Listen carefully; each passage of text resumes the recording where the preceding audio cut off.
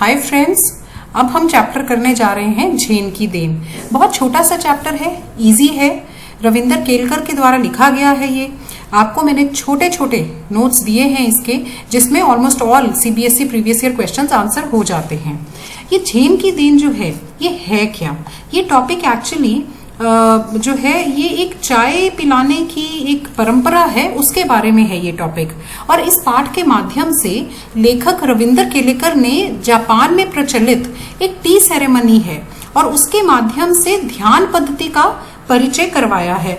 मतलब वो क्या करने की कोशिश कर रहे हैं कि ध्यान के द्वारा दिमाग की जो एक्स्ट्रा सोच है, अत्यधिक सोच है, उसमें विराम जो है लगाया जाता है। तो उसकी तरफ हमारा ध्यान आकर्षित कर रहे हैं, उस सेरेमनी की तरफ। और क्या है ये सेरेमनी और क्यों है ये जापान में प्रचलित, उसके बारे में बताया गया है इस पाठ में।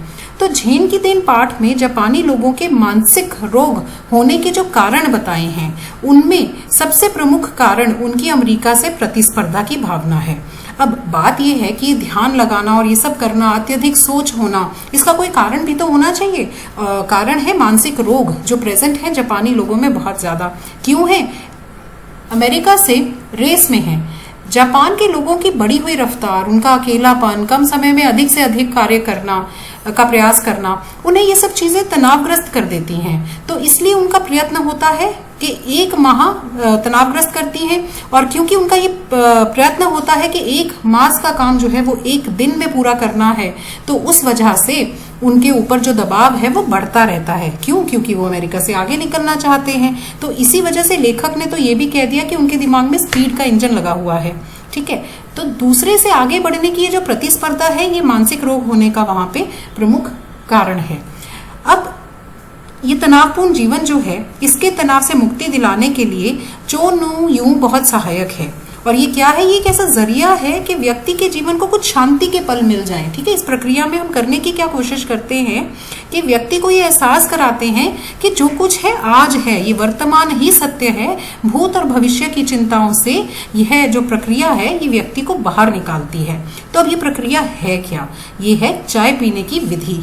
तो इसको जापान में चो नो यूं कहते हैं, जिसका अर्थ है टी सेरेमनी। और जो चाय पिलाता है उसे कहते हैं चाजीन।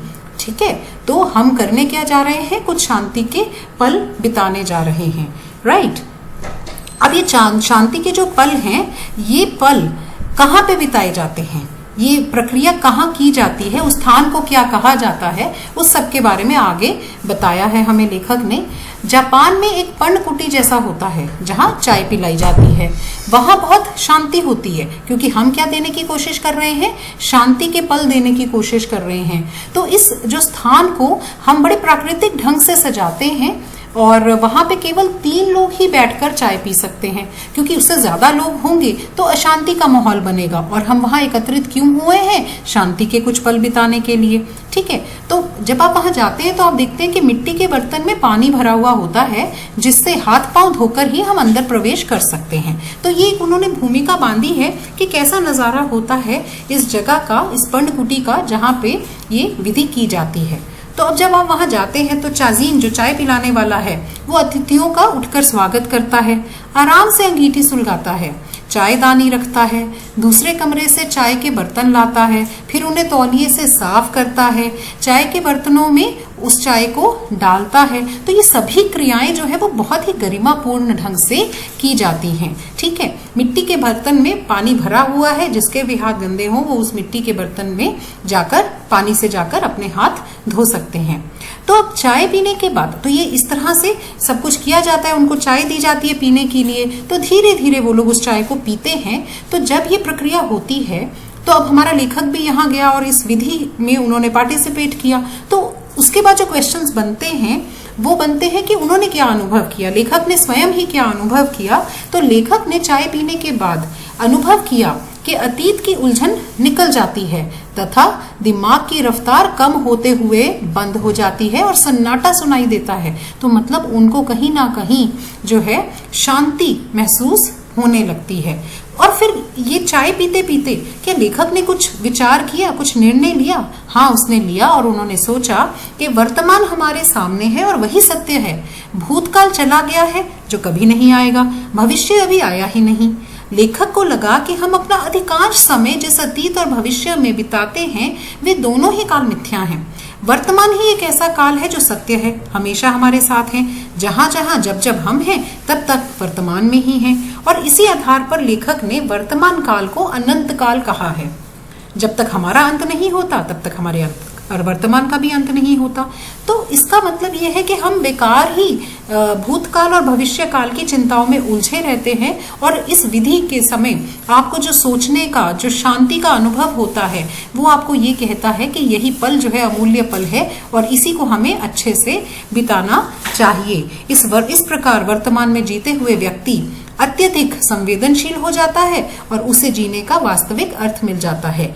इसलिए उसे झेन की अनोखी देन कहा गया है। ठीक है, तो ये जो चाय पिलाने की विधि है, ये सिर्फ चाय पीना नहीं है, एक सेरेमनी है जिसे अटेंड करने के बाद आप वर्तमान में जीना सीख जाते हैं। आपके मन मस्तिष्क को शांति का दान मिलता है।